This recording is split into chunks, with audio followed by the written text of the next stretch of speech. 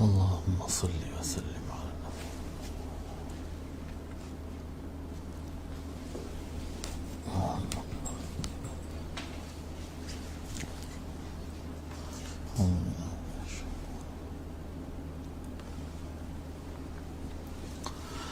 ربنا تقبل منا الفاتحة.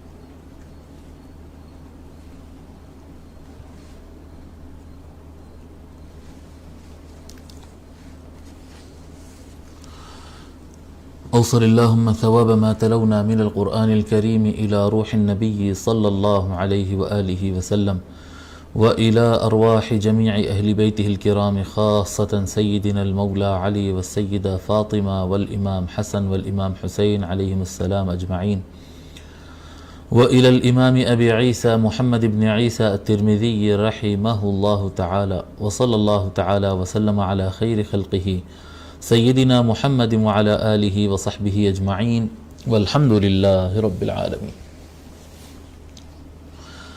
الحمد لله رب العالمين، والصلاة والسلام على سيد الأولين والآخرين سيدنا ونبينا مولانا محمد وعلى آله وصحبه أجمعين، أما بعد. محترم خواتین و حضرات، السلام علیکم ورحمۃ اللہ۔ اللہ تبارک و تعالیٰ کے فضل و احسان سے ہم حضور اکرم صلی اللہ علیہ وآلہ وسلم کے شمائل مبارکہ پر مشتمل کتاب الشمائل المحمدیہ پڑھ رہے ہیں، اور ہم تقریباً 2/3 سے زیادہ کتاب پڑھ چکے ہیں اور اختتامی ابواب کی طرف آ رہے ہیں۔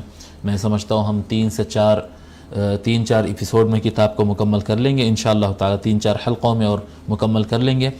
اور ہم نبی اکرم صلی اللہ علیہ وآلہ وسلم کے عیش مبارک، آپ کے زندگی گزارنے اور کھانے پینے کے جو طریقہ کار تھے، وہ کیسا کھاتے تھے، کیسا پیتے تھے آپ، کیا آپ کا کھانا پینا ہوتا تھا، اس سے متعلق ہم بیان پڑھ رہے ہیں۔ حدیث 371 ہم مکمل کر چکے ہیں۔ آئیے شروع کرتے ہیں حدیث نمبر 372 یعنی 372 سے۔ بسم اللہ الرحمن الرحیم۔ حدثنا محمد بن اسماعیل قال حدثنا آدم بن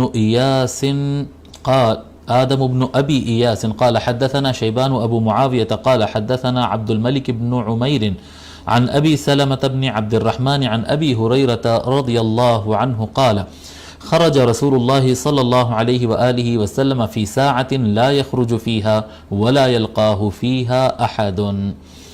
حضرت ابو ہریرہ رضی اللہ تعالیٰ روایت فرماتے ہیں کہ رسول اکرم صلی اللہ علیہ وآلہ وسلم ایک روز ایک ایسے وقت میں گھر سے باہر تشریف لائے جس وقت کبھی سرکار وہ وقت تشریف باہر نہیں لاتے تھے، نہ ان سرکار سے ملاقات کے لیے کوئی وہ ٹائم آتا تھا۔ یعنی سب کو پتہ تھا یہ آقا صلی اللہ علیہ وآلہ وسلم کے قیلولہ کا وقت ہے، آرام کرنے کا وقت ہے، اور یہ عادتاً جو ہے یہ زوال سے پہلے کا وقت ہوتا۔ قیلولہ کا وقت جو ہے آقا صلی اللہ علیہ وآلہ وسلم، آپ سمجھ لیجئے ہمارے ہندوستان کے لحاظ سے یہ 10-11 بجے کا وقت ہوگا، 10-11 بجے کا وقت مختصراً تھوڑا سا قیلولہ آقا صلی اللہ علیہ وسلم فرماتے تھے۔ یہ بعضوں نے کہا کہ نہیں، یہ ظہر کے بعد کا وقت ہے، ظہر کے بعد کا وقت ہے، یعنی آپ سمجھ لیجئے اس طرح سے کہ 2:30-3 بجے کا وقت ہوگا۔ بہرحال جس وقت سورج تیز ہوتا ہے وہ وقت پہ جو ہے آقا صلی اللہ علیہ وآلہ وسلم عام طور پر باہر تشریف بھی نہیں لاتے اور نہ کوئی ان سے ملاقات کے لیے کوئی آتا۔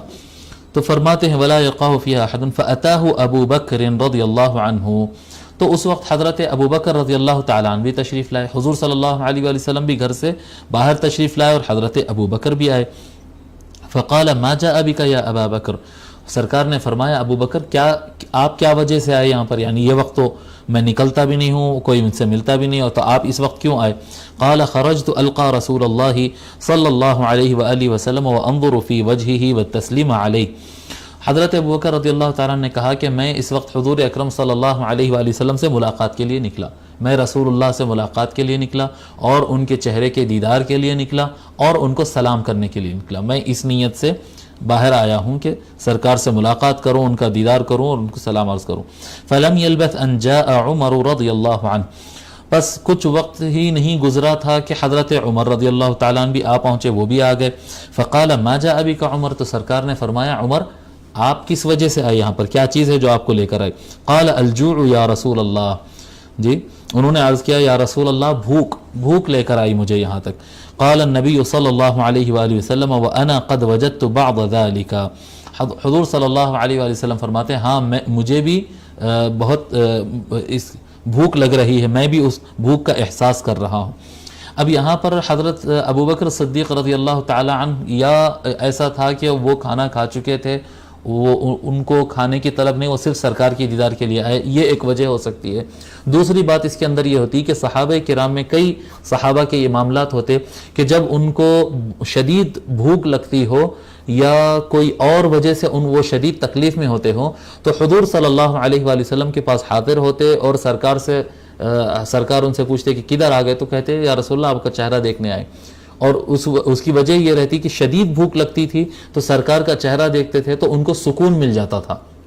یعنی کثیر، ایک صحابی کا نہیں، ایسے کئی صحابہ کے آپ کو واقعات ملیں گے کہ سرکار کا چہرہ دیکھنے سے وہ لوگ کو یعنی جمال مصطفی دیکھنے سے اور آقا صلی اللہ علیہ وآلہ وسلم سے ملاقات کی وجہ سے ان کے اندر روحانی کیفیت اتنی غالب ہو جاتی کہ جسمانی جو بھوک رہتی ہے اس کا احساس ختم ہو جاتا اور سکون مل جاتا تھا، ان کو سکون مل جاتا. تو یہاں پر حضرت ابوبکر رضی اللہ عنہ کا کہنا کہ یا رسول اللہ آپ کو دیکھنے، آپ سے ملنے، آپ کو سلام کرنے کے لیے آیا ہوں، یعنی یہی بات سمجھ میں آتی ہے کہ ان کو بھی شدید بھوک لگی تھی اس وقت میں، کیونکہ وہ اگر ملاقات ہونا تو وہ ملاقات کرنے کے وقت میں آتے، یہ بے وقت جو آنا تھا وہ اس بات پر دلالت کرتا ہے کہ آپ کو بھی شدید بھوک تھی. اور آپ نے ایسے تعبیر نہیں کیا یا رسول اللہ مجھے بھوک لگی ہے، بلکہ انہوں نے یہ تعبیر کیا کہ یا رسول اللہ آپ کا دیدار کرنے کے لیے آیا ہوں، کہ سرکار کے دیدار سے وہ احساسات خود بخود ختم ہو جاتے ہیں. تو انہوں نے یہ بات کہی. حضرت عمر رضی اللہ تعالیٰ عنہ فرینکلی سیدھا انہوں نے یہ بتا دیا کہ یا رسول اللہ مجھے بہت بھوک لگی ہے، میں بھوک کی وجہ سے آیا ہوں.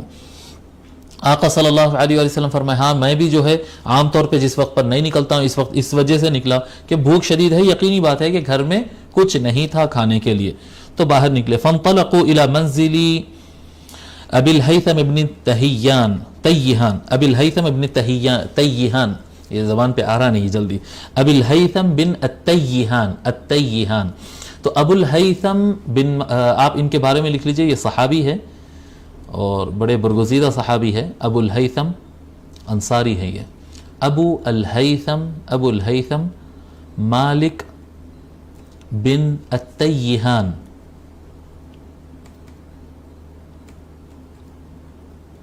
ابو الہیثم مالک بن التیہان، یہ جو کیا کہتے ہیں امارات کے جو کنگ فیملی ہے نا، نہیان، وہ نہیان کثرت سے زبان پہ چلنے کی وجہ سے التیہان شاید وہ اٹک جا رہا، وہ نہیان وہ ورڈ آ جا رہا. حالانکہ یہ سب سے اچھے لوگ تھے اور ان لوگ کو تو اللہ حساب کرے گا ان کا. ٹھیک ہے، ابو الہیثم مالک بن التیہان الانصاری، ابو الہیثم مالک بن التیہان، ان کا نام مالک ہے، مالک نام ہے. ابو الہیثم کنیت ہے، ابو الہیثم مالک بن التیہان الانصاری. یہ صحابی ہے اور اسلام کی طرف سب سے پہلے آنے والوں میں سے ایک ہے. وہ لیلۃ العقبہ، جو حضور صلی اللہ علیہ وآلہ وسلم سے بیعت کرنے کے لیے انصار جو مکہ جا کر، سرکار مدینہ تشریف لانے سے پہلے مکہ جا کر جو لوگ ملاقات کرے تھے ان کے لیڈرز میں سے تھے، یہ نقباء میں سے تھے، لوگ کو لے جانے والوں میں سے تھے یہ. اور یہ یعنی آقا صلی اللہ علیہ وآلہ وسلم کے ساتھ ہی رہے. اس کے بعد جو ہے بعد کے زمانے میں پھر مولا علی علیہ السلام کے ساتھ بھی یہ جنگ صفین میں بھی شریک تھے. مولا علی علیہ السلام کے ساتھ جنگ صفین میں شریک تھے اور اسی جنگ میں جو ہے آپ شہید ہوئے. مولا علی علیہ السلام کے ساتھ سارے مہاجرین اور انصار مولا علی علیہ السلام کے ساتھ تھے. تو آپ وہاں پر جنگ صفین میں گئے اور وہیں پر آپ شہید ہوئے. 37 ہجری، جنگ صفین 37 ہجری میں تھی، اسی میں آپ کی شہادت ہوئی. تو حضرت ابو الہیثم بن التیہان رضی اللہ تعالی عنہ کے گھر گئے. یہ کہتے ہیں، ہم حضرت ابو ہریرہ کہتے ہیں کہ تینوں جو ہے حضور اکرم صلی اللہ علیہ وسلم اور حضرت ابوبکر اور حضرت عمر تینوں جو ہے رضی اللہ عنہما تینوں مل کر حضرت ابو الہیثم بن التیہان الانصاری رضی اللہ عنہ کے گھر گئے. وکان رجلا کثیر النخل والشاء، وہ ایک ایسا آدمی تھا جی ابو الہیثم التیہان جو ہے بن التیہان، ایک ایسے آدمی تھے کہ ان کے پاس باغات بہت تھے، بہت درخت تھے، کافی ان کے پاس باغات تھے جس سے کھجور وغیرہ نکلتے تھے، باغات بھی بہت تھے ان کے پاس اور بکریاں بھی بہت تھے. ولم یکن لہ خدم، لیکن ان کے پاس ورکر نہیں تھے، کام کرنے والے نوکر آدمی نہیں تھے. باغات بھی بہت تھے اور ان کے پاس بکرے وغیرہ جو ہے ریوڑ بھی بہت تھا ان کے پاس، بکریاں وغیرہ، لیکن ان کے پاس نوکر نہیں تھے. فلم یجدوہ، جب وہ لوگ ان کے گھر پہنچے تینوں جو ہے آقا صلی اللہ علیہ وسلم اور دونوں صحابہ جو ہے جب ابو الہیثم رضی اللہ تعالیٰ عنہ کے گھر پہنچے، فلم یجدو، تو انہوں ملے نہیں وہاں پر، گھر پر نہیں تھے ابو الہیثم. فقالوا لامرأته این صاحبک، انہوں نے کہا ان کے وائف سے، سرکار اور ان کے صحابہ نے ان کے وائف سے کہا، ابو الہیثم کے وائف سے کہا کہ کہاں ہیں آپ کے شوہر، کہاں ہیں؟ فقالت انطلق یستعذب لنا الماء، انہوں نے کہا کہ نہیں، ابو الہیثم جو ہے میٹھا پانی لانے کے لیے گئے، پینے کا پانی جو ہوتا نا، پینے کا پانی لانے کے لیے گئے ہیں، ان کے پاس نوکر نہیں تھے تو وہ خود لاتے تھے پانی. فلم يلبثوا ان جاء ابو الہیثم رضی اللہ عنہ بقربۃ یزعبها، کچھ ہی وقت گزرا تھا کہ انہوں نے دیکھا کہ حضرت ابو الہیثم بن التیہان رضی اللہ تعالی عنہ وہ آئے گھر کو، اور ان کے اوپر جو ہے بڑا مشکیزہ جو ہے، وہ جیسا کہ ہم بتائیں نا مشکیزہ ہوتا تھا چمڑے کا بڑا، اس میں پانی بھر کر لاتے تھے، وہ اپنی پیٹھ پہ اٹھائے ہوئے وہ لے کر آئے. فوضعها، وہ لا کر وہ رکھے. ثم جاء يلتزم النبي صلی اللہ علیہ وآلہ وسلم ويفديه بأبيه وأمه، وہ پانی جو اٹھا کر لائے تھے وہ نیچے رکھے اور جا کر حضور صلی اللہ علیہ وآلہ وسلم کو آ کر چمٹ گئے، یعنی آقا صلی اللہ علیہ وآلہ وسلم سے گلے لگ گئے، لگ کر عرض کرنے لگے یا رسول اللہ میرے ماں باپ آپ پر قربان ہو، میرے ماں باپ آپ پر قربان ہو، یعنی بہت خوش ہو گئے، بہت خوش ہو گئے کہ سرکار گھر تشریف لائے. ثم انطلق بهم الى حديقته فبسط لهم بساطا، پھر ان تینوں کو لے کر ابو الہیثم بن التیہان رضی اللہ تعالیٰ عنہ ان تینوں کو لے کر باغ چلے گئے، سرکار کو اور حضرت ابو بکر و عمر رضی اللہ عنہما کو لے کر اپنے باغ لے کر گئے، اور وہاں پر لے جا کر ان کے لیے کچھ بچھائے، زمین پر بچھائے اور اس پر وہ بیٹھے. ثم انطلق الى نخلة فجاء بقنو فوضعه، پھر ایک بڑے درخت کے پاس گئے، نخلہ کہتے ہیں نا، وہ پام جو ہوتا ہے، وہ نخلہ کے پاس گئے اور وہاں سے جو ہے ایک بڑی پھنی، اس کی کھجور کی ایک بڑی پھنی وہاں سے توڑے اور لا کر حضور صلی اللہ علیہ وآلہ وسلم کے سامنے رکھ دیے. فقال النبی صلی اللہ علیہ وآلہ وسلم الا تنقیت لنا من رطبه، کہ ابو الہیثم اس میں سے آپ پکے ہوئے کھجور توڑ کے نہیں لانا تھا، یعنی اس میں پکے ہوئے بھی تھے، رطب کہتے ہیں، اور جو کچے کھجور ہوتے ہیں اس کو بسر کہتے ہیں، تو اس میں رطب اور بسر، پکے اور کچے سارے کھجور اس کے اندر موجود تھے، کہ ابو الہیثم پکے ہوئے کھجور توڑ کے لا لیتے تو زیادہ اچھا نہیں تھا. نہیں. فقال یا رسول اللہ انی اردت ان تختاروا، انہوں نے عرض کیا یا رسول اللہ میرا یہ ارادہ تھا کہ آپ لوگ اپنی مرضی سے چن لیں، یعنی بعض لوگ گدرے اور کچے کھجور کو بھی چبانے کو پسند کرتے ہوں گے، تو یا رسول اللہ آپ لوگ اپنی مرضی سے، کوئی پکیا ہوا کھائے کوئی کچا کھائے، اپنی مرضی سے آپ لوگ اپنی مرضی سے اختیار کرو، یہ میری نیت تھی. او تخیروا من رطبه وبصره، آپ اس میں سے چن لیتے کہ اس میں پکا کھانا ہے یا کچا کیسا کھانا ہے. فاکلوا وشربوا من ذلك الماء، تو پھر حضور صلی اللہ علیہ وآلہ وسلم اور دونوں صحابہ جو ہے اس میں سے اس کھجور میں سے کھائے، اور وہ جو پانی لے کر آئے تھے میٹھا پانی، وہ پانی میں سے پیے. فقال النبی صلی اللہ علیہ وآلہ وسلم هذا والذی نفسی بیدہ من النعیم الذی تسألون عنہ یوم القیامہ، نبی اکرم صلی اللہ علیہ وآلہ وسلم نے فرمایا اس کی قسم جس کے قبضے میں میری جان ہے، اس کے قسم جس کے قبضے میں میری جان ہے، یعنی اللہ تعالیٰ کی قسم، یہ وہ نعیم ہے، یہ وہ اللہ تعالیٰ کی نعمتیں ہیں جس کے بارے میں تم سے سوال کیا جائے گا قیامت کے دن. یہ جو آرام سے کیا کہتے ہیں سائے میں بیٹھے ہوئے، ظل بارد، سرکار خود فرما رہے ہیں ظل بارد، یہ ٹھنڈے سائے میں تم بیٹھے ہوئے ہو، ورطب طیب، جی اچھے مزیدار اور اچھے کھجور، عمدہ کھجور تم کھا رہے ہو، وماء بارد، اور ٹھنڈا پانی تم پی رہے ہو، یہ سب چیزوں کا اللہ تبارک و تعالیٰ کے پاس حساب دینا ہوتا. فانطلق ابو الہیثم لیصنع لهم طعاما فقال النبی صلی اللہ علیہ وآلہ وسلم لا تذبحن ذات در، پھر اس کے بعد جو ہے وہ کھجور ان کے سامنے رکھے، سرکار کھجور کھائے، پانی پیے، اور صحابہ بھی کھائے پیے. اس کے بعد حضرت ابو الہیثم رضی اللہ تعالیٰ اٹھ کر گئے ان کے لیے کھانا پکانے کے لیے. یہ تو یعنی کھجور وغیرہ ہوتا نا، یہ کھانے کی جگہ تو نہیں لیتا یہ، تو وہ اٹھ کر گئے تاکہ ان کے لیے کچھ بکریاں وغیرہ کچھ جو بھی ہے اس میں سے کاٹیں گے اور پکائیں گے اور اچھا کھانا کھلائیں گے، اس نیت سے وہ اٹھ کر گئے. تو حضور صلی اللہ علیہ وآلہ وسلم نے فرمایا لا تذبحن ذات در، ابو الہیثم دودھ والی بکری کو نہیں کاٹنا، یعنی جو ابھی دودھ دے رہی ہو ایسی بکری کو نہیں کاٹنا. اس میں شراح یہ بھی بات بتائیں، شارحین حدیث یہ بات بھی بتائے ہیں اس میں کہ جو بکری حاملہ ہو، پریگننٹ ہو، ایسی بکری کو بھی نہیں کاٹنا کہ اس کو دودھ آنے والا ہے، بچہ ہونے والا ہے. تو بہرحال دودھ والی بکری کو نہیں کاٹنا. فذبح لهم عناقا او جديا، تو حضرت ابو الہیثم نے ان کے لیے عناق ذبح کیا. عناق کہتے ہیں چھوٹی بکری، بکری کا بچہ جو 4 مہینے کا ہو اس کو عناق کہتے ہیں. او جدین، یا بکری کا ایسا بچہ جو 1 سال سے تھوڑا سا کم ہو، جی ایسا ہو، اس کو انہوں نے ذبح کیا. جی عناق یا جدی جو ہے اتنا، یعنی ایک کولا بکرا جو ہے انہوں نے دیکھ کر کاٹا. فَأَتَاهُمْ بِهَا فَأَكَلُوا، اور اس کو پکا کر لے کر آئے تو سب بیٹھ کر پھر وہ تناول فرمائے. فقال صلی اللہ علیہ وآلہ وسلم هل لك خادم، حضور صلی اللہ علیہ وآلہ وسلم فرمائے، کھانا کھانے کے بعد فرمائے ابو الہیثم تمہارے پاس نوکر ہے؟ قال لا، قال فاذا اتانا سبی فاتنا، سرکار نے فرمایا اگر ہمارے پاس کوئی قیدی آئیں گے، جنگوں میں قیدی بنا کے لائے جاتے تھے نا، سلیو بنا کر لائے جاتے تھے، اگر ہمارے پاس کوئی قیدی سلیو اس طرح سے اگر لائے گئے، ایسا کوئی سچویشن آئے کہ ہمارے پاس قیدی وغیرہ آئے، تو اس وقت آپ ہم سے ملاقات کرنے کے لیے آنا. یعنی آقا صلی اللہ علیہ وآلہ وسلم کسی کا احسان نہیں رکھتے نا، کوئی اگر تحفہ پیش کرتا تو سرکار اس سے بڑھ کر اس کو عطا کر دیتے. تو اگر ہمارے پاس کوئی غلام وغیرہ اس طرح سے آئے تو تم آ جانا.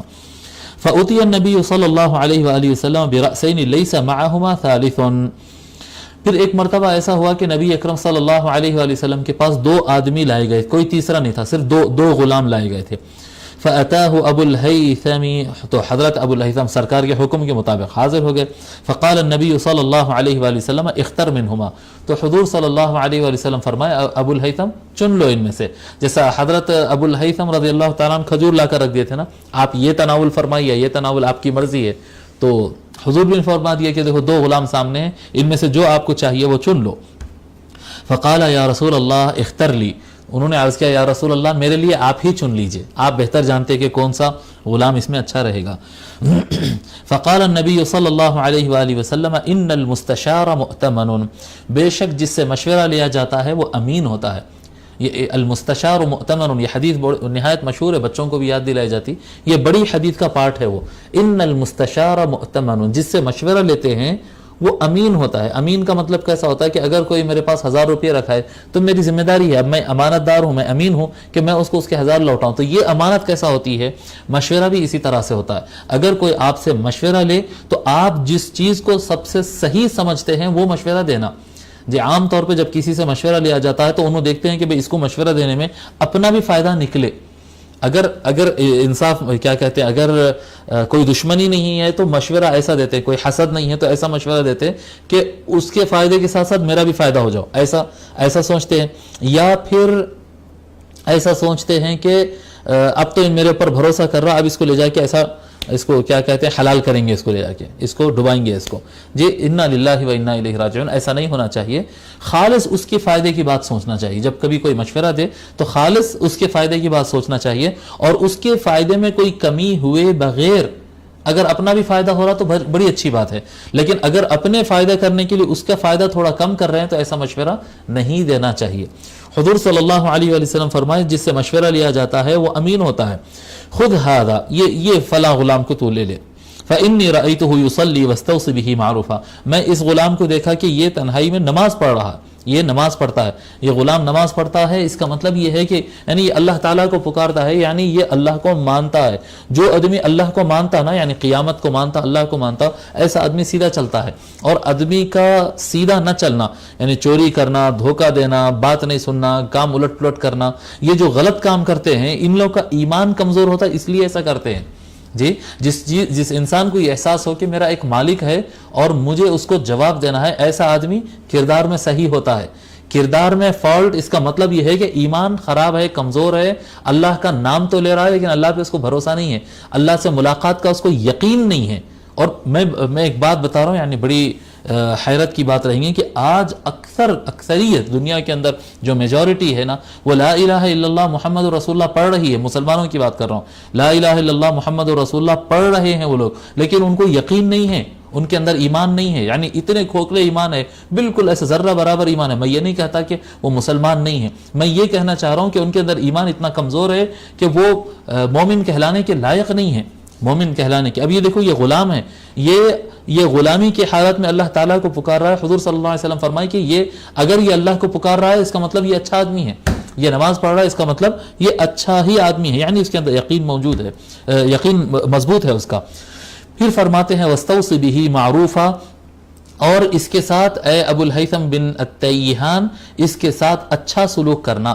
لے جاؤ اس کو، یہ اچھا ہے، یہ کام کا آدمی ہے، سیدھا ہے، یہ غلام کو لے جاؤ اپنے ساتھ کام پہ رکھ لو اور اس کے ساتھ اچھا برتاؤ کرنا، اچھا سلوک کرنا.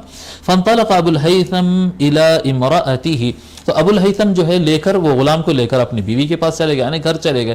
فاخبرها بقول رسول اللہ صلی اللہ علیہ وآلہ وسلم، اور ان کو جا کر سنایا کہ رسول اللہ صلی اللہ علیہ وآلہ وسلم ایسا یہ غلام دیے اور یہ فرمائے کہ اس کے ساتھ اچھا سلوک کرنا. فقالت امرأته ما انت ببالغ ما قال فيه النبي صلی اللہ علیہ وآلہ وسلم الا بان تعتقه قال فهو عتیق. تو ان کی بیوی نے کہا، دیکھو ان کی بیوی بھی کیسی کمال کی عورت تھی. حضرت ابو الہیثم کی بیوی جب انہوں بولے کہ سرکار یہ دیے اور بولے کہ اس کے ساتھ اچھا سلوک کرنا، تو ان کی بیوی بولتی ہے کہ آپ حضور صلی اللہ علیہ وآلہ وسلم کی بات پر مکمل عمل اس وقت تک نہیں کر سکتے جب تک کہ آپ اس کو آزاد نہیں کر دیں گے. غلام ہے نا، سلیو ہے، جب تک اس کو آزاد نہیں کریں گے، جب تک یعنی اس کے ساتھ اچھا برتاؤ کرنے کا جو سب سے اعلیٰ منزل ہے، سرکار کی بات کو پورا عمل کرنا جو ہے اس وقت تک نہیں ہونے والا. قال فهو عتیق، تو حضرت ابو الہیثم بن التیہان رضی اللہ تعالیٰ عنہ کہتے ہیں ایسی اگر بات ہے تو پھر یہ آج سے آزاد ہے، آج سے آزاد ہے. دیکھو کام کرنے والے دو ٹائپ کے لوگ ہوتے تھے. ایک ٹائپ ہوتا تھا کیا کہتے ہیں غلام، سلیف جو ہوتا ہے، اور ایک ہوتا ہے آزاد کردہ غلام، جو غلام کو آزاد کر دیتے تھے. غلام کا اپنی کوئی اس مقام پر کوئی فیملی نہیں ہوتی، اگر اس کا اپنا خاندان وغیرہ تو وہ لوگ جنگ کر لیتے، پھر وہ غلام کہاں رہتا ہو. تو اس کی اپنا خاندان، اس کی اپنی فیملی نہیں ہوتی، اس کا کوئی نسب نہیں ہوتا، اس کا کوئی گھر نہیں ہوتا، اس کا کوئی کچھ رہتا نہیں اس کا. تو ایسے شخص کو جب آزاد کرتے ہیں تو وہ جائے گا کہاں؟ تو عام طور پر ہوتا یہ تھا کہ جس شخص کو آزاد کر دیتے تھے تو وہ اپنی مرضی سے ان کی خدمت کرتا تھا. پھر اس کے بعد کیفیت بدل جاتی تھی. اب سلیو کو جب چاہے استعمال کرو، مارو، لے جاؤ، بیچ دو، اس طرح کے معاملات سلیوز کے ساتھ ہوتے تھے. حضور صلی اللہ علیہ وآلہ وسلم کا لوگ پر ہمیشہ یہ پریشر رہتا تھا، یہ ترغیب رہتی تھی. سرکار اس طرف لوگ کو موڑتے رہتے تھے کہ جو سلیو تمہارے پاس آئے، ہاں تمہاری ملکیت ہے، لیکن چھوٹے سے چھوٹے بہانہ، چھوٹے سے چھوٹے وجہ سے ان کو آزاد کرتے جاؤ. لوگ کو آزاد کرانے پر یہ آقا صلی اللہ علیہ وآلہ وسلم اچھا سلوک کرنا جو فرمائے ہیں، سرکار کو اندازہ تھا کہ یہ اچھے لوگ کو اتنا کہنا ہی کافی ہو جاتا. تو وہ لے کر گئے اور ان کی بیوی نے سرکار کا اشارہ سمجھ لیا، اپنے شوہر سے کہا، اور جب فوراً ان کو بات سمجھ میں آئی انہوں نے امیڈیٹ آزاد کر دیے. اب وہ آزاد رہ کر ان کی خدمت کرتا رہا. فقال صلی اللہ علیہ وآلہ وسلم ان اللہ لم يبعث نبیا ولا خلیفة الا له بطانتان. بس جب یہ بات معلوم ہوئی تو نبی اکرم صلی اللہ علیہ وآلہ وسلم نے ارشاد فرمایا، بے شک اللہ تبارک و تعالی جب کبھی کوئی نبی کو بھیجا یا کسی کو خلیفہ بنایا، حاکم بنایا، تو اس کے لیے دو قسم کے قریبی لوگ بنایا. اللہ تعالیٰ کا یہ سسٹم ہے، جب کوئی پوزیشن پر آتا ہے، نبوت کی پوزیشن پر آئے یا خلافت و حکومت کی پوزیشن پر آئے، جب کوئی پوزیشن پر آتا ہے تو اس کے قریبی لوگ، دو ٹائپ کے قریبی لوگ ہوتے ہیں اس کے. بطانۃ تأمرہ بالمعروف وتنہاہ عن المنکر، ایک قریبی لوگ کی قسم وہ ہوتی ہے جو اس کو بھلائی کا راستہ دکھاتے ہیں، بھلائی کا حکم دیتے ہیں اور برائی سے روکتے ہیں. یعنی ہمیشہ کچھ اچھے لوگ ہوتے ہیں جو اس کو صحیح راستہ دکھاتے رہتے ہیں کہ یہ کرنا چاہیے، یہ نہیں کرنا چاہیے، جی غلط خطرے سے اس کو روکتے ہیں، غلطی سے اس کو روکتے ہیں. وَبِطَانَةً لَا تَأْلُوهُ خَبَالًا، اور ایک طبقہ ایسا ہوتا ہے قریبی جو اس کو کرپٹ ہونے سے، خراب ہونے سے، فساد میں اور بگڑنے سے اس کو روکتی نہیں، پرواہ نہیں کرتی اور بولتے کہ ہاں جانے دو، خوش ہو رہا ہے، چڑھ رہا ہے، اس کو چڑھاؤ جی، اور غلط راستے میں اس کو ڈالو اور اس سے ظلم کرواؤ اور اس سے کرپشن کرواؤ. تو کبھی بھی پوزیشن پر پہنچنے کے بعد قریبی لوگوں میں دو ٹائپ کے لوگ ضرور رہتے ہیں، ان کو سمجھنا چاہیے. فرماتے ہیں وَمَن يُوقَ بِطَانَةَ السُّوءِ فَقَدْ وُقِيَ، اور جو وہ اپنے قریبی لوگ میں سے برے لوگ جو ہوتے ہیں ان سے جو بچ جائے وہ آدمی کامیاب ہوتا ہے، وہ انسان کامیاب ہے. دیکھو کوئی آدمی یہ سوچے کہ نہیں میرے اطراف صرف اچھے لوگ ہیں، ایسا یہ غلط سوچ ہے. حضور صلی اللہ علیہ وسلم فرما رہے ہیں کہ نبوت کے مقام پر بھی اگر کوئی فائز ہو تب بھی اس کے ساتھ لگے ہوئے افراد میں کچھ اچھے لوگ ہوتے ہیں، کچھ خراب لوگ کا آنا جانا اٹھنا بیٹھنا قریب میں رہتا ہے. جی سمجھدار انسان وہ ہے اور کامیاب اور اچھے نصیب والا انسان وہ ہے جو غلط مشورہ دینے والوں کو سمجھے اور اس سے اپنے آپ کو محفوظ رکھے اور اچھے مشورہ دینے والے لوگ کو اپنائے، ان کو قریب رکھے. ٹھیک ہے، تو اب اس کے اندر ایک اشارہ ملتا ہے کہ حضرت ابو الہیثم التیہان رضی اللہ تعالی عنہ ان قریبی اچھے لوگ میں سے تھے جو اچھی بات کرتے تھے اور اچھا مشورہ دیتے تھے. اس طرح سے کیونکہ یہ اس سیاق میں آیا ہے، اس سیاق میں یعنی یہ واقعے کے ساتھ سرکار نے یہ فرمایا، تو یہ بات واضح ہوتی ہے کہ حضرت ابو الہیثم رضی اللہ تعالیٰ عنہ کو حضور صلی اللہ علیہ وآلہ وسلم نے اس طرح سے تعریف کی ہے ان کی. حدیث نمبر 373 حدثنا عمر بن اسماعیل بن مجالد بن سعید حدثني ابي عن بيان بن بشر عن قيس بن ابي حازم قال سمعت سعد بن ابي وقاص رضي الله عنه يقول اني لاول رجل اهراق دما في سبيل الله واني لاول رجل رمى بسهم في سبيل الله. حضرت سعد بن ابی وقاص رضی اللہ تعالیٰ عنہ جن کے بارے میں ہم بتائے کہ یہ 7ویں صحابی ہے، 7ویں اسلام قبول کرنے والے ہیں، یہ ہیں اور ایک ہے آگے ہم بتائیں گے ہم ان کو. حضرت سعد بن ابی وقاص رضی اللہ تعالیٰ عنہ جو اوائل اسلام میں تھے، وہ کہتے ہیں، وہ روایت کرتے وہ کہتے ہیں میں پہلا آدمی ہوں جو اللہ کی راہ میں خون بہایا، یعنی دشمن کا. اب تک صرف سہتے تھے، مسلمان صرف سہتے تھے، میں پہلا آدمی ہوں جو اللہ کی راہ میں خون بہایا ہوں، ظالم کو مارا ہوں. وَإِنِّي لَأَوَّلُ رَجُلٍ رَمَى بِسَهْمٍ فِي سَبِيلِ اللَّهِ، اور میں پہلا وہ آدمی ہوں جو اللہ کی راہ میں کوئی تیر چلایا ہو، تیر کا نشانہ بھی لگانے والا میں پہلا ہوں، اور اللہ کی راہ میں کسی دشمن کا خون بہانے والا بھی میں پہلا آدمی ہوں. لَقَدْ رَأَيْتُنِي أَغْزُو فِي الْعِصَابَةِ مِنْ أَصْحَابِ مُحَمَّدٍ صلی اللہ علیہ وآلہ وسلم ما نأکل الا ورق الشجر والحبلة. میں اپنے آپ کو اس حال میں بھی دیکھتا تھا، ایک زمانے میں سابق میں میری پوزیشن ایسی تھی کہ میں خود کو نبی اکرم صلی اللہ علیہ وآلہ وسلم کی ایک گروہ میں خود کو دیکھتا تھا. عصابۃ محمد، عصابہ کہتے ہیں 10 سے 40 کے درمیان. عصابہ 10 آدمی سے اوپر ہو اور 40 سے کم ہو، بٹوین 10 to 40 جو ہوتے ہیں وہ نمبر کو عصابہ کہتے ہیں. میں نبی اکرم صلی اللہ علیہ وآلہ وسلم کے عصابہ میں کا ایک آدمی ہوتا تھا جو ہم اللہ کی راہ میں لڑتے تھے، اللہ کی راہ میں لڑتے تھے، اور دشمن ہم پر حملہ کرتے، ہم ان سے فائٹ کرتے، اور ہماری حالت یہ ہوتی ہے کہ ہم درخت کے پتوں میں سے، اور حبلہ بھی ایک ٹائپ ہے پتے کا، جی درخت کے پتوں کو کھانے کے علاوہ ہمارے پاس کوئی کھانا نہیں ہوتا تھا. ہم 10 سے 40 کے درمیان آدمی تھے اور اللہ کی راہ میں لڑتے تھے. کفار ہم پر حملے کرتے تھے، ہم ڈیفینس کرتے تھے، اپنا بچاؤ کرتے، فائٹ کرتے. اتنی ہی تعداد تھی ہمارے پاس. کھانے کو کھانا نہیں تھا، پینے کو پانی نہیں تھا، کچھ نہیں تھا ہمارے پاس. جو کچھ ہمارے پاس تھا وہ درخت کے پتے اور حبلہ، یہ مخصوص قسم کا پتا ہے، وہ ہم کھاتے ہوئے اپنی زندگی گزارتے تھے. حتی تقرحت اشداقنا، یہاں تک کہ ہمارے منہ میں چھالے پڑ گئے تھے.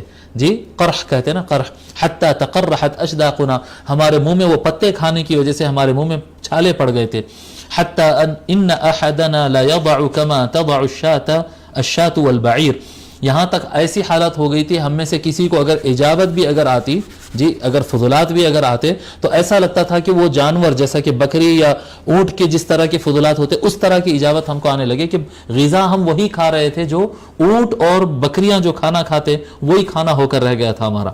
وَأَصْبَحَتْ بنو اسد یعذروننی فی الدین، اور آج ایک ایسا وقت آیا ہے کہ بنو اسد قبیلہ جو ہے، بنو اسد قبیلہ جو بہت بعد میں اسلام قبول کیا، جی 9 عام الوفود میں 9 ہجری کو، یعنی آقا صلی اللہ علیہ وسلم کے وصال سے 1 سال پہلے جو اسلام قبول کرے وہ قبیلے میں سے، کہ بنو اسد خاندان کے لوگ مجھے دین کے مسئلے میں ڈانٹ رہے ہیں. آج ایک ایسا وقت آیا.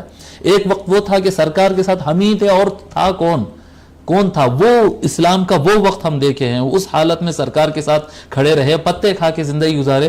ہم دین کو سرکار کے ساتھ یہاں تک لے کر آئے، اور آج ایک وقت آ گیا کہ بنو اسد خاندان مجھے دین کے مسئلے میں ڈانٹ رہے ہیں. جی لقد خبت اذا وضل عملی، اگر مجھے دین نہیں معلوم ہے اور بنو اسد سے مجھے اگر دین سیکھنا پڑے گا تو پڑھ رہا ہے، تو اس کا مطلب یہ ہے کہ میں ناکام ہو گیا ہے، نامراد ہو گیا ہوں، اور میرا سارا عمل ضائع ہو گیا. اس کا مطلب تو یہ. بنو اسد یہ بہت آخر میں اسلام قبول کیے، اور پھر حضرت ابو بکر رضی اللہ عنہ کا زمانہ آیا, پھر حضرت عمر رضی اللہ تعالیٰ عنہ کا زمانہ آیا.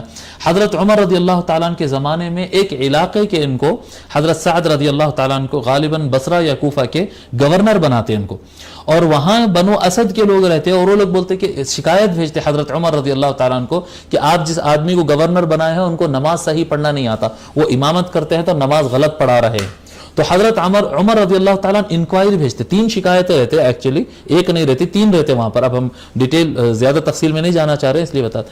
حضرت عمر رضی اللہ تعالیٰ ایک آدمی کو انکوائری کے لیے بھیجتے کہ واقعی میں سعد ایسا کر رہے ہیں کہ نماز صحیح نہیں پڑھ رہے ہیں, ایسا کیسا ہو سکتا ہے. جب انکوائری کے لیے آتے اور سوالات آتے, حضرت عمر رضی اللہ تعالیٰ کے سوال آتا, تو اس وقت انہوں نے کہتے ہیں کہ ہم وہاں سے دین کو لے کر آئے, اب یہ لوگ اٹھے ہیں ہم کو دین سمجھانے کے لیے. اور بعد میں پتہ چلتا ہے بخاری شریف میں یہ روایت بڑی تفصیل کے ساتھ موجود ہے کہ حضرت سعد رضی اللہ تعالیٰ عنہ بالکل صحیح نماز پڑھ رہے تھے, لیکن یہ بنو اسد قبیلے والے یہ حسد کی وجہ سے ان کو سیٹ سے اتارنا چاہتے تھے, تو غلط الزامات ان کے اوپر لگا رہے تھے. وہ لوگ فالٹ میں تھے, حضرت سعد بن ابی وقاص رضی اللہ تعالیٰ عنہ جو عشرہ مبشرہ میں سے ہے وہ بالکل صحیح تھے. اب یہ حدیث شریف کے اندر یہ بتانا یہ چاہ رہے تھے کہ نبی اکرم صلی اللہ علیہ وآلہ وسلم اپنے خاص صحابہ کے ساتھ, جی السابقون کے ساتھ, ایسے دور سے بھی گزرے تھے کہ جب ان کے پاس کھانے کے لیے صرف پتے تھے اور کچھ نہیں, بس یہ کھاتے ہوئے اپنی جان کی حفاظت کرتے ہوئے گزرنا. آئے دن حملے ہوتے رہتے تھے, 10-20 لوگ ہوتے تھے, 15-20-25 لوگ ہوتے, ادھر سے کوئی حملہ کر دیا, ادھر سے کوئی حملہ کر دیا, کبھی کوئی کیا کہتے کسی ساتھی کو قتل کر دیا. کئی قتل بھی ہو گئے, کئی صحابہ اور صحابیات قتل بھی کر دیے گئے, جی مار کے کسی کے چمڑے نکال دیے گئے. کیسے کیسے ظلم ہوتے تھے. تو خود یعنی پتے کھانا اور اپنی جان بچاتے رہنا, بس یہ اس طرح کے وقت ہم دین اسلام کی حفاظت اور اللہ تعالیٰ کے نام کو بلند کرنے کے لیے ان مراحل سے بھی آقا صلی اللہ علیہ وآلہ وسلم گزرے. حدیث نمبر 374 حدثنا محمد بن بشار قال حدثنا صفوان بن عيسى قال حدثنا عمرو بن عيسى أبو نعامة العدوي قال سمعت خالد بن عمير وشويسا أبا الرقاد قال بعث عمر بن الخطاب رضي الله عنه عتبة بن غزوان رضي الله عنه وقال انطلق أنت ومن معك حتى إذا كنتم في أقصى أرض العرب وأدنى بلاد أرض العجم فاقبلوا. ٹھیک ہے. حضرت ابو الرقاد, شویس ابو الرقاد کہتے ہیں, یہ تابعی ہے, یہ کہتے ہیں حضرت عمر رضی اللہ تعالی عنہ, عمر بن خطاب رضی اللہ تعالی نے عتبہ بن غزوان کو بھیجا. عتبہ بن غزوان کے بارے میں لکھ لیجئے, پھر آگے ہم پڑھتے ہیں. عتبہ بن غزوان یا غزوان, عتبہ بن غزوان بن جابر, پھر سے عتبہ بن غزوان بن جابر المازنی, المازنی یہ آپ کا قبیلہ ہے.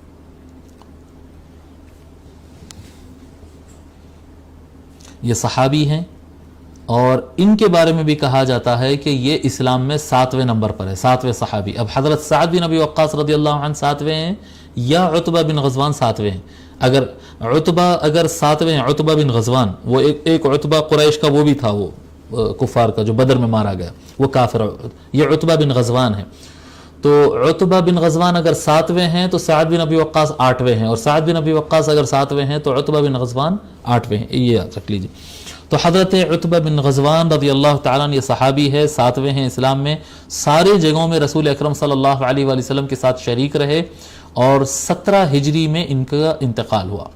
17 ہجری کو حضرت عتبہ بن غزوان رضی اللہ تعالیٰ عنہ, ایک واقعہ ہے آپ کا, بہرحال اونٹ پہ دوران سفر اونٹ پر سے گر گئے تھے, اس طرح سے آپ کی شہادت ہوئی تھی, آپ کا انتقال ہوا تھا. تو حضرت عمر رضی اللہ تعالیٰ عنہ اپنے زمانے خلافت میں عتبہ بن غزوان رضی اللہ تعالیٰ عنہ کو بھیجے اور فرمائے کہ جاؤ تم اور اپنے گروہ کو, اپنے خاص لوگوں کو, جی اپنی آرمی کو, اپنی ٹیم کو ساتھ میں لے کر جاؤ. حتی اذا کنتم فی اقصى ارض العرب, یہاں تک کہ تم عرب کے زمین کے انتہا کو پہنچ جاؤ. عرب ایریاز جہاں پر ہے, عجم کا ایریا جہاں لگنے لگ جائے, یعنی کہاں سے, اب یہ نارتھ کی طرف بھیج رہے تھے ان کو, عراق سے اور آگے, یعنی جہاں پر ملک فارس, ایران کی حد جہاں پر لگتی ہے وہاں انہوں نے فرمایا. وہ ادنا بلاد ارض العجم, عرب جہاں کی زمین جہاں ختم ہو رہی ہے اور عجم کی زمین جہاں پر شروع ہو رہی ہے وہاں تک پہنچو. فاقبلوا حتی اذا كانوا فاقبلوا, تو وہ نکل پڑے, اس طرف گئے. حتی اذا كانوا بالمربد وجدوا هذا الكذان, یہاں تک کہ انہوں اس مقام پر پہنچ گئے. ایک مقام ہے جس کا نام ہے مربد, مربد مقام پر پہنچے جو بالکل عرب کے زمین جہاں پر ختم ہو رہی ہے اور ملک فارس جہاں شروع ہو رہا تھا، وجدوا هذا الكذان، ان کو وہاں پر یہ مرمر ملا ہے، ماربل کہتے ہیں سنگ مرمر، وائٹ مرمر جو ہوتا ہے جی، تو ان کو وہاں پر ایک جگہ ملی جہاں پر بہت زیادہ ماربل تھا. فقالوا ما هذه البصرة، انہوں نے پوچھا، کچھ لوگ نے پوچھا کہ یہ کون سے مقام پہ ہم پہنچ گئے، تو انہوں نے کہا کہ یہ بصرہ ہے، یعنی بصرہ سے بھی آگے کے حدود پہ ہی نکل گئے تھے، ایریا بصرہ کا کہلاتا تھا. فساروا حتى اذا بلغوا احيال الجسر الصغير، پھر وہاں سے بھی وہ لوگ چل پڑے یہاں تک کہ وہ لوگ ایک ایسے مقام پہ آئے کہ ندی کے اوپر ایک پل تھا بنا ہوا، وہ پل کے سامنے حصے میں یہ لوگ پہنچ گئے. فقالوا ها هنا امرتم، اس جگہ پر پہنچ کر انہوں نے کہا کہ ہاں یہ جگہ تک جانے کا، یعنی اپنے حدود کا راؤنڈ اپ لگانا تھا، اور اس طرح سے تو وہاں تک ہم پہنچے. ہا ہنا امرتم فنزلوا فذكروا الحديث بطوله، تو کہتے ہیں کہ وہاں پہنچنے کے بعد بہت طویل حدیث ہے جی، طویل حدیث ہے، وہ جنگ سے متعلق ہے اور بارڈر کی چیکنگ وغیرہ سے متعلق ہے، اور اس کا یہاں پر مطلب نہیں ہے، اس لیے وہ حصہ حذف ہے یہاں پر، تو سارا حدیث انہوں نے ذکر کیا. اس کے بعد پھر آگے آتا ہے اسی حدیث کی کنٹینیو میں بڑا پارٹ چھوڑنے کے بعد، قال فقال عتبة بن غزوان، تو وہاں پر حضرت عتبہ بن غزوان رضی اللہ تعالیٰ نے فرمایا، لقد رأيتني وإني لسابع سبعة مع رسول الله صلی اللہ علیہ وآلہ وسلم ما لنا طعام إلا ورق الشجر حتی تقرحت اشداقنا. حضرت عتبہ بن غزوان رضی اللہ تعالیٰ عنہ نے فرمایا کہ وہ دن بھی مجھے یاد ہے کہ جب میں رسول اکرم صلی اللہ علیہ وآلہ وسلم کے ساتھ ساتواں تھا، یعنی سرکار کے ساتھ جملہ 7 آدمی تھے، وہ 7 میں کا میں ایک تھا، بس اور کوئی نہیں تھا. ما لنا طعام الا ورق الشجر، ہمارے پاس کوئی کھانا نہیں تھا سوائے درخت کے پتوں کا، جھاڑوں کے پتے کھانے کے علاوہ. حتی تقرحت اشداقنا، یہاں تک کہ ہمارے منہ میں چھالے پڑ گئے تھے.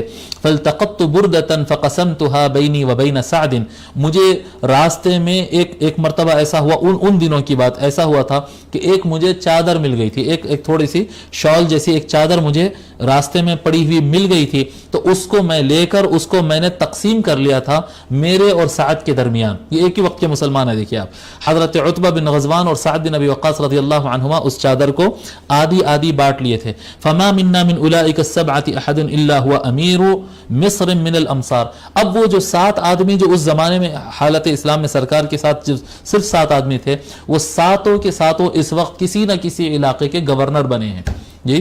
ایک حالت ایسی تھی کہ پتے کھاتے تھے اور چادر اوڑھنے کے لیے ایک چادر بھی مل گئی تو اس کو کاٹ کے آدھی کر کے زندگی گزارتے تھے، ایسی ہماری حالت تھی. اور میں اپنی چادر سعد بن ابی وقاص کے ساتھ بانٹا تھا. اور آج سچویشن یہی ہے، وہی 7 افراد کوئی نہ کوئی علاقے کے، کوئی نہ کوئی سٹی اور اسٹیٹ کے گورنر بنے ہوئے ہیں.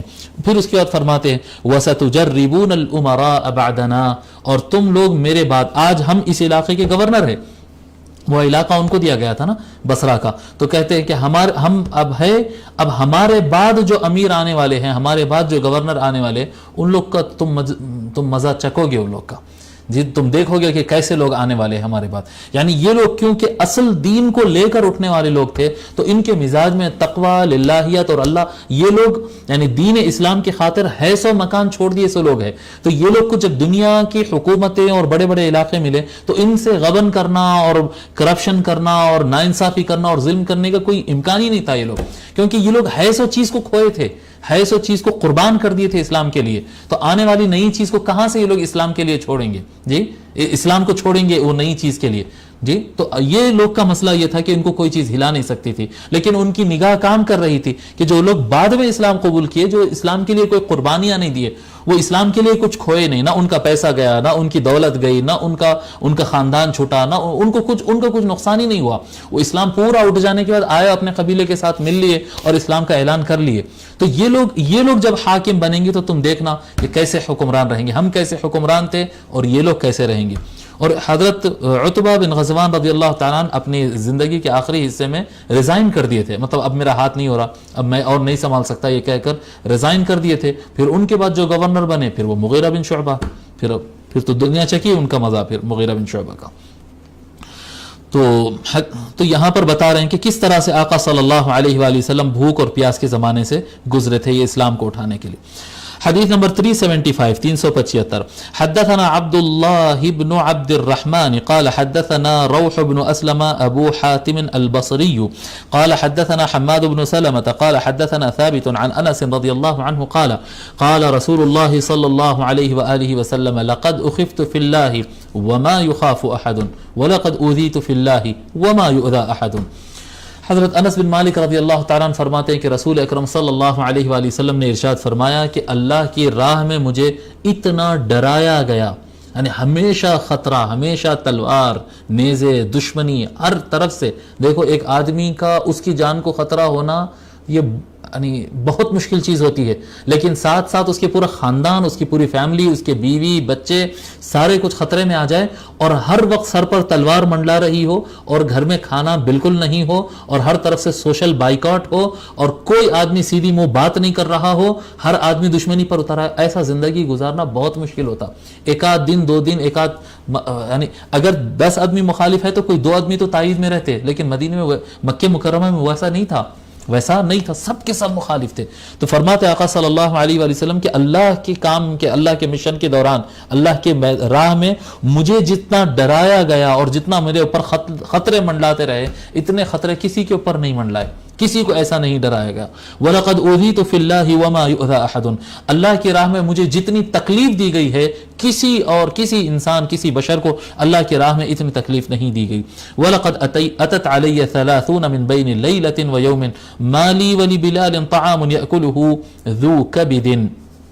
فرماتے ہیں اور میرے اوپر 30 دن رات ایسے گزر جاتے تھے کہ میں اور بلال کے پاس، میں اور بلال حبشی کے پاس کچھ ایسا نہیں رہتا کہ کھانے کے لیے جو کوئی ایک انسان کھائے یا کوئی جانور کھائے ویسا کھانا بھی ہمارے پاس نہیں ہوتا تھا. 30 دن گزر جاتے. ذو کبد کہتے ہیں جس کو جگر ہو، یعنی انسان بھی ہے اس کے اندر جانور بھی ہے. ہمارے اوپر 30 دن بھی ایسے گزر جاتے تھے کہ کوئی انسان تو کیا کوئی جانور کھائے ویسا کھانا بھی ہمارے پاس فراہم نہیں ہوتا. جی الا شیء یواریہ ابط بلال، یا پھر اتنا ہی ہوتا تھا جتنا بلال جو ہے چھپا کر، سب لوگ سے رات کے اندھیرے میں چھپا کر اپنے ہاتھ کے نیچے اس طرح سے چھپا کر جو بلال کھانے کے لیے لا لیتے، بس وہی ہمارے پاس کھانا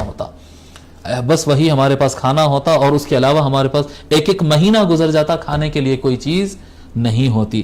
حضور اکرم صلی اللہ علیہ وآلہ وسلم کو جو تکلیف لوگوں نے دیا ہے، جن مشکل حالات سے آقا صلی اللہ علیہ وآلہ وسلم نے اللہ کے راہ میں کام کیا ہے، کسی انسان پر، کسی ولی پر یا کسی نبی پر اتنے سختیاں نہیں گزرے ہیں. حدیث نمبر 376 376 حدثنا عبد الله بن عبد الرحمن قال حدثنا عفان بن مسلم قال حدثنا أبان بن يزيد العطار قال حدثنا قتادة عن أنس بن مالك رضي الله عنه أن النبي صلى الله عليه وآله وسلم لم يجتمع عنده غداء ولا عشاء من خبز ولحم إلا على ضفف. حضرت انس بن مالک رضی اللہ تعالیٰ روایت فرماتے ہیں کہ نبی اکرم صلی اللہ علیہ وآلہ وسلم کے پاس کبھی 2 ٹائم کا کھانا، صبح کا کھانا اور شام کا کھانا، کبھی روٹی اور گوشت جمع ہی نہیں ہوئے. کبھی ایسا نہیں ہوا کہ سرکار آج صبح میں بھی گوشت تناول فرمائے تھے پھر شام میں بھی گوشت تناول فرمائے. جی آج کے زمانے میں، نئے زمانے میں، جو لوگ تھوڑی بہت عربی جانتے ہیں ان کے لیے بتا رہا ہوں، آج کے زمانے میں غدا دوپہر کے کھانے کے لیے یوز ہو رہا ہے، لیکن قدیم زمانے میں غدا ناشتے کے لیے یوز ہوتا تھا. آج 3 ٹائم کے کھانے بن گئے، ایک افطار، فطور اور ایک غدا اور ایک عشاء، 3 بن گئے ہیں آج. لیکن قدیم زمانے میں افطار یا فطور نام کی کوئی چیز نہیں تھی.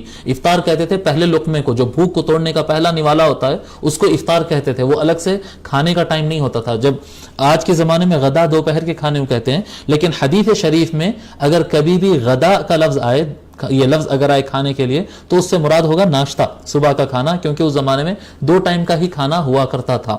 ٹھیک ہے.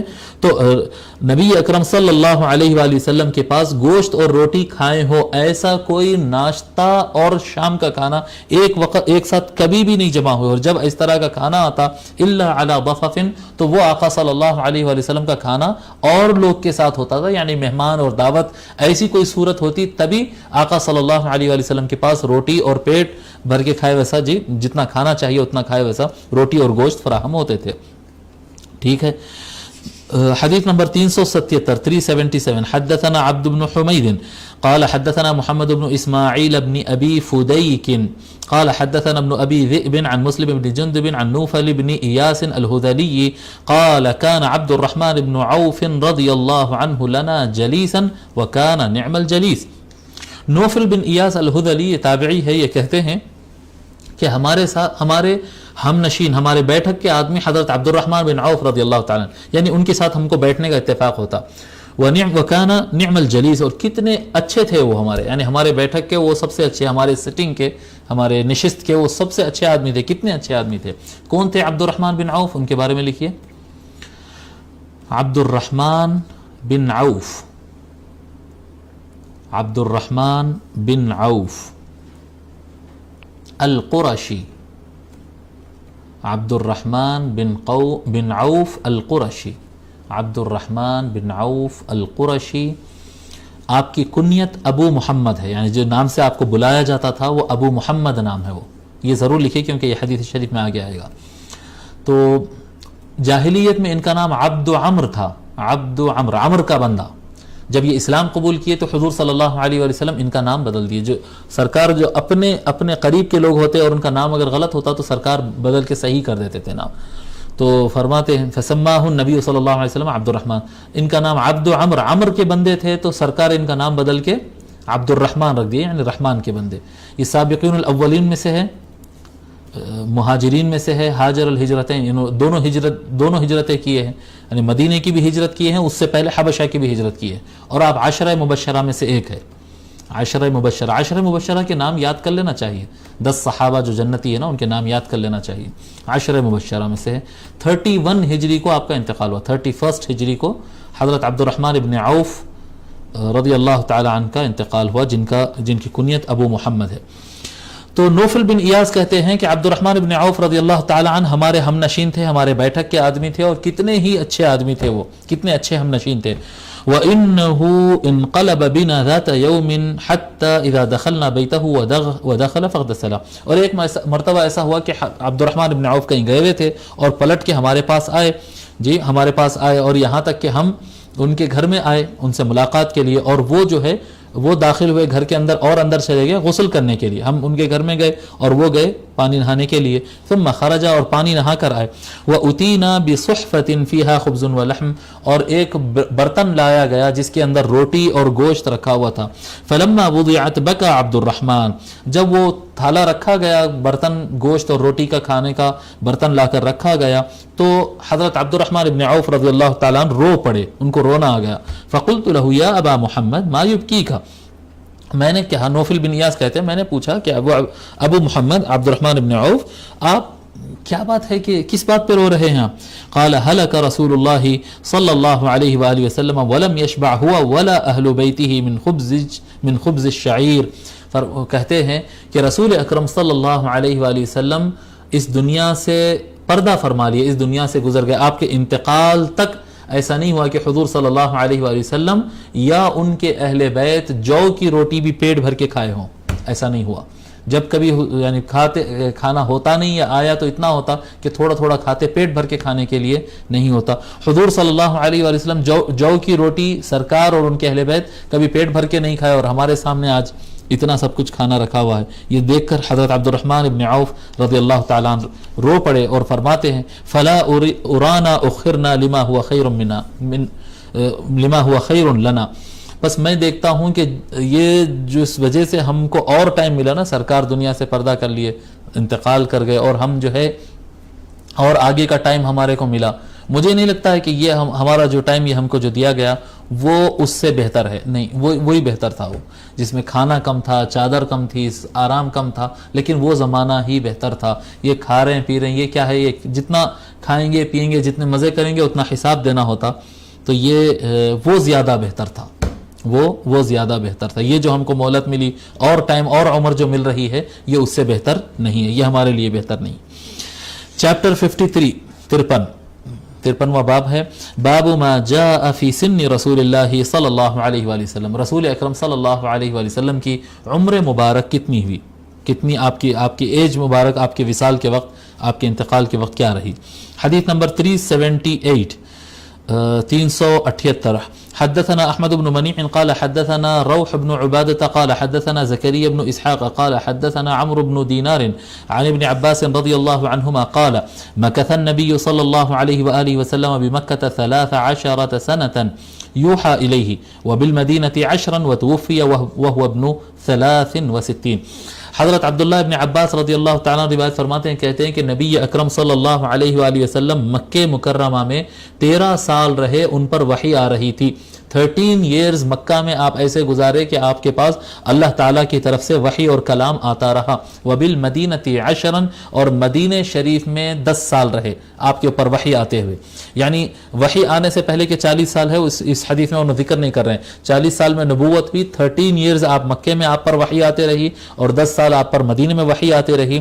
وتوفی وهو ابن 63 اور نبی اکرم صلی اللہ علیہ وآلہ وسلم کا انتقال ہوا، اس وقت آپ کے پاس 63 سال آپ کی عمر ہو چکی تھی. 63 ایئرز آپ کی عمر ہو چکی ہے، اور یہی قول مسلمہ ہے. اس کے علاوہ روایات ہے، یہاں پر ہم کو آگے پڑھیں گے تو وہ روایات بھی آئیں گے. پہلے امام ترمذی رحمۃ اللہ علیہ کیا کیے، جو موثوق اور مؤکد ہے سب علماء کے پاس وہ روایتیں پہلے نقل کیے، اس کے بعد جو اختلاف والے روایت ہے کہ یہ عمر تھی یہ عمر تھی، وہ روایتوں کو بھی انہوں نے نقل فرمایا ہے. ٹھیک ہے. حدیث نمبر 379 حدثنا محمد بن بشار قال حدثنا محمد بن جعفر عن شعبة عن أبي إسحاق عن عامر بن سعد عن جرير عن معاوية أنه سمعه يخطب مات رسول الله قال مات رسول الله صلى الله عليه وآله وسلم وهو ابن 63 سنة وأبو بكر وعمر رضي الله عنهما. معاویہ کہتے ہیں، معاویہ کون ہیں ان کے بارے میں لکھ لیجئے. معاویہ بن ابی سفیان، معاویہ بن ابی سفیان بن حرب الاموی، معاویہ بن ابی سفیان بن حرب الاموی. یہ فتح مکہ کے بعد اسلام قبول کیے، اور ان کے والد صاحب آ کر جو ہے ابو سفیان آ کر سرکار سے عرض کیے تھے کہ یا رسول اللہ، لوگ ہماری عزت نہیں کر رہے ہیں، اگر آپ ہمارے بچے کو تھوڑا اپنے کام پہ رکھ لیے، لکھنا پڑھنا آتا اس کو، رائٹنگ پہ اگر لکھ لیے تو تھوڑی بہت عزت ہو جائیں گی. تو اس لیے حضور صلی اللہ علیہ وآلہ وسلم ان سے کچھ خطوط وغیرہ لکھوائے، اور بعض لوگ کہتے ہیں کہ نہیں، وحی بھی لکھوائے، یعنی قرآن کریم بھی ان سے حضور صلی اللہ علیہ وآلہ وسلم لکھوائے. اگرچہ کہ وہ یعنی بہت سارے ریسرچ اسکالرس اس پہ تحقیق کیے لیکن ثابت نہیں ہوتا، لیکن اگر ثابت ہو جائے تب بھی بہرحال حضور صلی اللہ علیہ وآلہ وسلم ان سے لکھوائے ہیں. اور حضرت عمر رضی اللہ تعالیٰ عنہ کے زمانے میں ان کے بھائی کے انتقال کی وجہ سے، یزید بن ابی سفیان کے انتقال کے بعد ان کو گورنر بنایا گیا تھا دمشق کا. اور حضرت عثمان بن عفان رضی اللہ تعالیٰ عنہ کے زمانے میں پھر یہ یعنی بہت زیادہ کیا کہتے ہیں مس یوز کیے اپنے حکومت کا، اور اپنے جو پاورز تھے اس کا مس یوز کیے. پھر مولا علی علیہ السلام جب حکومت پر آئے اور آپ کی خلافت آئی، مولا علی علیہ السلام کی خلافت ہوئی، اور سارے مہاجرین اور انصار سب یعنی السابقون الاولون سب صحابہ جب بیعت کر لیے، تو اس وقت جو ہے یہ مولا علی علیہ السلام کے خلاف بغاوت کیے. اور مولا علی علیہ السلام کے انتقال کے بعد امام حسن علیہ السلام سے یہ جو ہے جنگ کے صورتحال لا کر ان سے خلافت امام حسن علیہ السلام ان کے حوالے کر دیے، اور وہاں سے یہ خلافت کو منہدم کر دیے. خلافت کا جو سسٹم تھا، حضور صلی اللہ علیہ وآلہ وسلم کا جو پسند کا جو طریقہ تھا، خلافت راشدہ جس کو کہتے ہیں، جس کے تعریف کی ہے سرکار صلی اللہ علیہ وسلم کہ یہ میرے منہج پر رہے گا، اس سسٹم کو انہوں نے توڑ دیا اور ختم کر دیا، اور آج تک خلافت قائم نہیں ہوئی. اور امام حسن علیہ السلام سے انہوں نے کچھ ایگریمنٹس کیے تھے، معاہدے کیے تھے کہ میں ایسا کروں گا ایسا کروں گا. امام حسن نے کہا تھا کہ اگر ایسا آپ انصاف سے اگر حکومت کرتے ہیں، بہت سارے موافق تھے وہ، اگر ایسا کرتے ہیں تو میں حکومت حوالے کرتا ہوں. تو ہاں کہہ کر دستخط کر حکومت تو لے لیے ہیں، لیکن جتنے معاہدے کے جتنے آرٹیکلز تھے، جتنے لکھے گئے تھے ضابطے تھے، وہ سارے ضابطوں کو اور سارے آرٹیکلز کو اور سارے وعدوں کو انہوں نے توڑ دیا، ایک کو بھی پورا نہیں کیا. سن 60 ہجری میں آپ کا انتقال ہوا، اور انتقال سے پہلے اپنے بیٹے یزید کو حکومت پر بٹھا کر یہ گزر گئے. ان کو بعض علماء جو ہے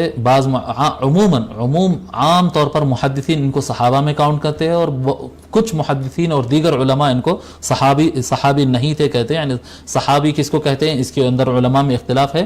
جمہور اکثریت کا کہنا ہے کہ ان کو بھی صحابہ میں کاؤنٹ کیے جائیں گے، یعنی روایت کرنے والے صحابہ میں ان کو کاؤنٹ کیا جائے گا. بہت سارے علماء ان کو صحابی نہیں مانے ہیں. ٹھیک ہے, یہ ایک الگ مبحث ہے, کبھی اجازت ہو تو. بہرحال حضرت جریر رضی اللہ تعالیٰ روایت فرماتے ہیں, کہتے ہیں کہ معاویہ کہتے ہیں کہ حضرت جریر رضی اللہ تعالیٰ نے ایک مرتبہ سنے کہ معاویہ خطبہ دے رہے تھے اور بڑا مجمع تھا, اور غالباً یہ مکہ کا خطبہ ہے غالباً, جہاں تک میرا خیال ہے خطبہ مکہ کا ہے یا مدینے کا ہے. تو وہاں پر یہ اصل ان کا کیپٹل سٹی تو دمشق تھی نا, یہ کبھی کبھی وزٹ کرتے تھے مکہ یا مدینہ اپنی پولیٹیکل سچویشن کو مضبوط کرنے کے لیے. تو وہ وہاں پر آئے اور وہاں پر انہوں نے خطاب کیا, اور خطاب کے دوران انہوں نے کہا مات رسول اللہ صلی اللہ علیہ وآلہ وسلم وهو ابن 63, رسول اکرم صلی اللہ علیہ وآلہ وسلم جس وقت انتقال کر گئے ان کی عمر 63 تھی, جی 63 سال ان کی عمر تھی.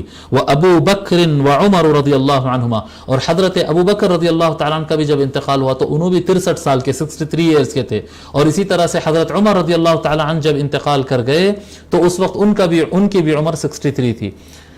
تو اب یہ بیان کیوں کیے؟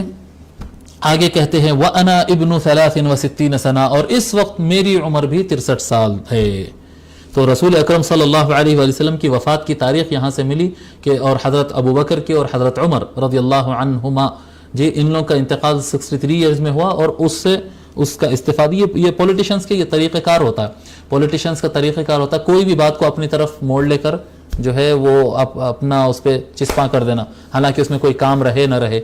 جی معذرت چاہتا ہوں, یہ مضمون سے تھوڑا شاید یہ باتیں ہٹ رہی ہوگی, لیکن ابھی حال میں جیسا سعودیہ نے ڈونیٹ کیا ہے آکسیجن ہندوستان میں حالات خراب ہو رہے ہیں, تو آکسیجن آ رہا تھا, اور آکسیجن کو جب یہاں پر شفٹ کیا گیا اور انڈیا میں جب وہ اس کے ٹینکس کو بڑے ٹینکس کو اس کو اتارا گیا, تو آپ دیکھیں نکال کر انٹرنیٹ کے اوپر, اس کے اوپر جو ہے وہ ریلائنس کے سٹیکرز لگے ہوئے تھے. وہ ٹینکس اعلان ہے باضابطہ سعودیہ نے ڈونیٹ کیا ہے اور سعودیہ سے آ رہے ہیں, لیکن اس کے اوپر سٹیکرز جو ہے وہ ریلائنس کے لگا کر انہوں نے اتارا تھا. تو یعنی کوئی بھی کچھ بھی کام رہنے دو, اس میں اپنی نیک نامی کے لیے ایک راستہ نکال لینا, یہ ویسا ہی کچھ معلوم ہوتا ہے. ورنہ حضور صلی اللہ علیہ وآلہ وسلم کی تاریخ وفات یہاں پر ذکر کرنے کی کوئی اور حکمت سمجھ میں نہیں. سرکار 63 سال میں وصال پائے, اور حضرت ابوبکر رضی اللہ عنہ 63 میں وصال پائے, اور حضرت عمر رضی اللہ تعالیٰ عنہ 63 سال کی عمر میں وصال پائے, اور میری بھی عمر اب 63 سال ہے. تو کیا انتقال ہوا 63 سال میں؟ انتقال تو نہیں ہوا. 63 سال تو ہر آدمی کو ملتے ہیں.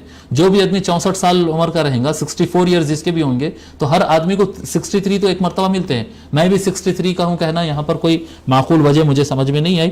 معاویہ بن ابی سفیان کا انتقال 78 ایئرز میں ہوا, 78 ایئرز جو ہے, اور 15 سال اس کے علاوہ انہوں جیے تھے. ٹھیک ہے, تو بہرحال یہ حدیث شریف یہاں پر لانے کا, یہ روایت یہاں پر لانے کا مقصود یہ ہے کہ نبی اکرم صلی اللہ علیہ وآلہ وسلم کا وصال 63 سال عمر میں ہوا. اللہم صلی وسلم علی النبی الامین. بسم اللہ الرحمن الرحیم. حدیث نمبر 380.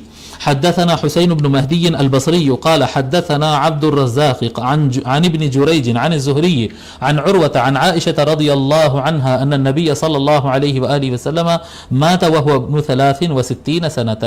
المؤمنین عائشہ رضی اللہ تعالی عنہ روایت فرماتی ہیں کہ نبی اکرم صلی اللہ علیہ وآلہ وسلم 63 سال کی عمر میں انتقال فرمائے. حدیث نمبر 381. حدثنا احمد بن منيع ويعقوب بن ابراهيم الدورقي قال حدثنا اسماعيل بن علية عن خالد الحذاء قال انبأنا عمار مولى بني هاشم قال سمعت ابن عباس رضي الله عنهما يقول توفي رسول الله صلى الله عليه وآله وسلم وهو ابن 65. عمار جو ہے یہ بنو ہاشم خاندان کے ایک خادم تھے. وہ روایت کرتے ہیں کہ میں ایک مرتبہ حضرت عبداللہ ابن عباس رضی اللہ عنہما کو یہ فرماتے ہوئے سنا کہ رسول اکرم صلی اللہ علیہ وآلہ وسلم 65 سال 65 ایئرز کی عمر میں انتقال کر گئے. جیسا کہ ہم بتائے کہ 63 ایئرز یہ مسلمہ ہیں, اکثریت نے یہی کہا ہے, اور سارے حالات اور تاریخ پڑھنے سے, سیرت پڑھنے سے ثابت ہو جاتا ہے کہ 63 سال میں حضور صلی اللہ علیہ وسلم کا وصال ہوا. لیکن کچھ اور روایتیں بھی ہیں جس میں لوگ نے اختلاف کیا, تو وہ روایتیں بھی ذکر کر رہے ہیں. تو ایک روایت 65 ایئرز بھی ہے کہ نبی اکرم صلی اللہ علیہ وسلم کا انتقال 65 یعنی 65 ایئرز کی عمر میں ہوا ہے. حدیث نمبر 382. حدثنا محمد بن بشار ومحمد بن أبان قال حدثنا معاذ بن هشام قال حدثني أبي عن قتادة عن الحسن عن دغفل بن حنظلة ان النبی صلی اللہ علیہ وآلہ وسلم قبض وهو ابن 65. دغفل بن حنظلہ کہتے ہیں، دغفل بن حنظلہ، ان کے بارے میں لکھیے.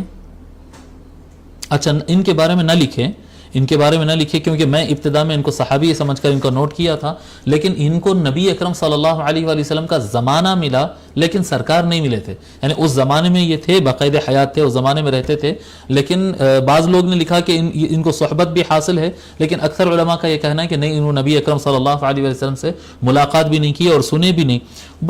بڑے ادیب تھے، نسابہ تھے، یعنی ادیب کہتے ہیں لینگویج کے بہت ماہر تھے، اور انساب کون سے خاندان، ان میں کیا صفات ہوتی، کون کس کا بیٹا ہے، کون کس کا دادا ہے، یہ انساب کے بڑے عالم تھے، بڑے جاننے والے تھے. اور یہ بعد کے زمانے میں جب معاویہ بن ابی سفیان کا دور آیا تھا حکومت کا، تو ان سے جا کر ملاقات کیے تو ان کو ایز اے ٹیچر، یزید کے ٹیچر کے طور پر اپوائنٹ کیا گیا تھا.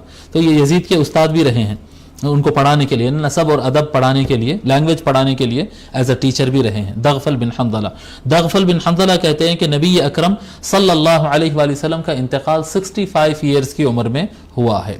ٹھیک ہے. امام کیا کہتے ہیں، امام ترمذی رحمۃ اللہ علیہ خود لکھتے ہیں قال ابو عیسیٰ ودغفل لا نعرف له سماعا من النبی صلی اللہ علیہ وسلم وكان في زمن النبی صلی اللہ علیہ وآلہ وسلم.